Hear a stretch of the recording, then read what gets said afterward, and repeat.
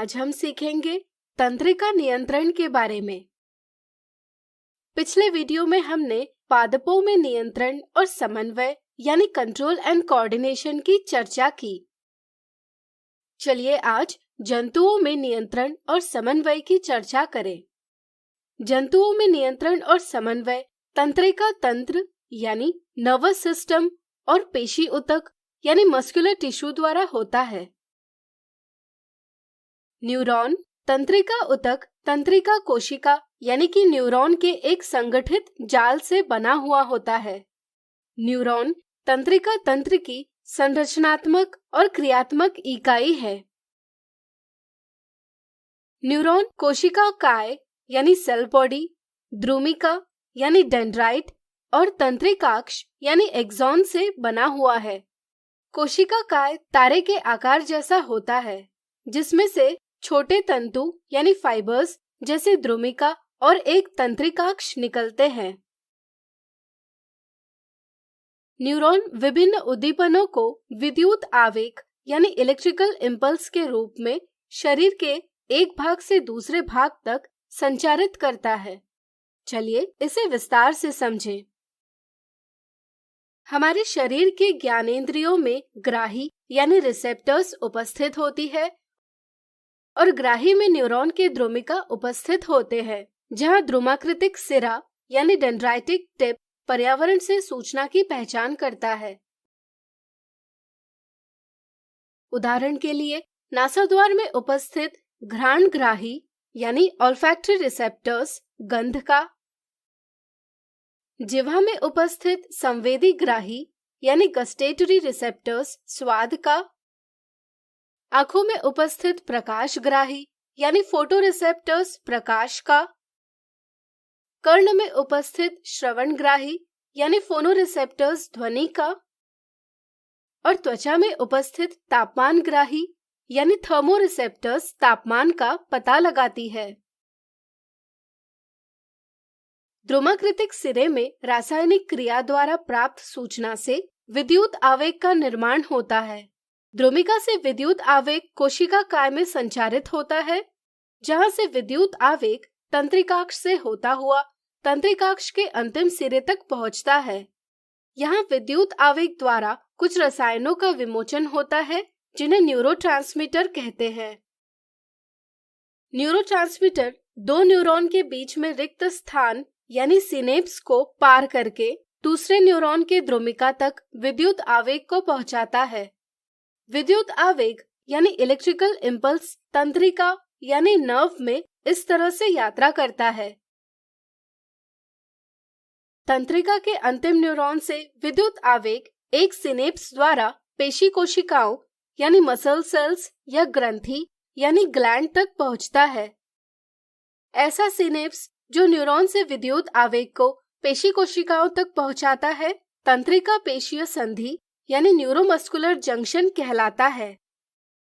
पेशी कोशिकाएं और ग्रंथियां विद्युत आवेग को क्रिया में परिवर्तित करती है, इसलिए इन्हें कार्यकर यानी इफेक्टर कहा जाता है। हमारे शरीर में 3 प्रकार के न्यूरॉन हैं। संवेदी न्यूरॉन ज्ञानेंद्रियों में उपस्थित ग्राही से पर्यावरण की सूचनाएं प्राप्त करते हैं। प्रेरक न्यूरॉन तंत्रिक आवेग को पेशी कोशिकाओं या ग्रंथि तक पहुंचाते हैं और प्रतिसारण न्यूरॉन संवेदी न्यूरॉन से प्राप्त तांत्रिक आवेग को प्रेरक न्यूरॉन तक पहुंचाता है। चलिए अब देखते हैं कि ये सभी न्यूरॉन कैसे कार्य करते हैं। प्रतिवर्ती क्रिया यानी रिफ्लेक्स एक्शन। आपने अवश्य अनुभव किया होगा कि यदि किसी गर्म वस्तु से अनजाने में हमारा स्पर्श होता है, तो स्पर्श वाला अंग तुरंत पीछे ले लिया जाता है। इस प्रकार किसी उद्दीपन के लिए बिना सोचे तुरंत अनुक्रिया देना प्रतिवर्ती क्रिया कहलाती है। ऐसी क्रियाएं हम अपने आप को बचाने के लिए करते हैं। यहाँ इस प्रतिवर्ती क्रिया के दौरान हमारी त्वचा में उपस्थित ग्राही से सूचना संवेदी न्यूरॉन में पहुंचती है। संवेदी न्यूरॉन में सूचना विद्युत आवेग में परिवर्तित होती है। यह सूचना प्रतिसारण न्यूरॉन से प्रेरक न्यूरॉन तक पहुंचाई जाती है। संवेदी न्यूरॉन और प्रेरक न्यूरॉन के बीच के संबंधन को प्रतिवर्ती चाप यानी रिफ्लेक्स आर्क कहा जाता है। यह प्रतिवर्ती चाप मेरुरज्जु यानी स्पाइनल कॉर्ड में बनते हैं। मस्तिष्क में जाने वाली सभी तंत्रिकाएं मेरुरज्जु में एक बंडल बनाती है। प्रेरक न्यूरॉन प्राप्त आवेग को कार्य कर भुजा की पेशी कोशिकाओं तक पहुंचाता है, जिससे स्पर्श होने वाला अंग गर्म वस्तु से हटा लिया जाता है। यह अनुक्रिया हम बिना सोचे करते हैं। यदि यह क्रिया हम सोचकर करते तो सूचना मस्तिष्क तक जाती और प्रतिक्रिया देने में विलंब होता, लेकिन इतने समय में स्पर्श होने वाले अंग को हानि हो सकती है। मेरुरज्जु द्वारा प्रतिवर्ती क्रियाओं का नियंत्रण करके ऐसी स्थिति में तुरंत अनुक्रिया दी जाती है, यद्यपि आगत सूचनाएं मस्तिष्क तक भी जाती है।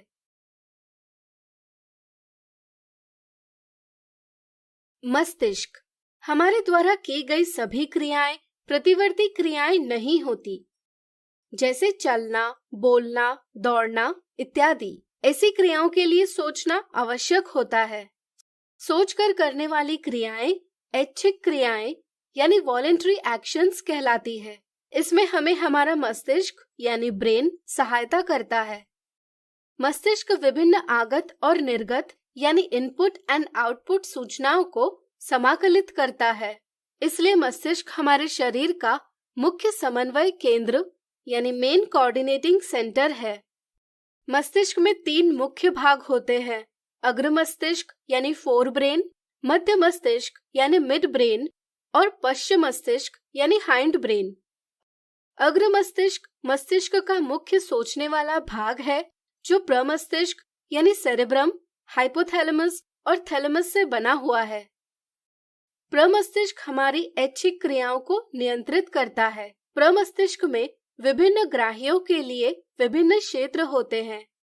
प्रमस्तिष्क में विभिन्न साहचर्य क्षेत्र भी होते हैं, जो इन संवेदी सूचनाओं, अन्य ग्राही से प्राप्त सूचनाओं एवं मस्तिष्क में पहले से एकत्र सूचनाओं का अर्थ लगाता है और अनुक्रिया से संबंधित निर्णय लेता है। इस निर्णय को प्रेरक क्षेत्र यानी मोटर एरियाज तक पहुंचाया जाता है, जो ऐच्छिक पेशी यानी वॉलेंटरी मसल्स की गति को नियंत्रित करता है।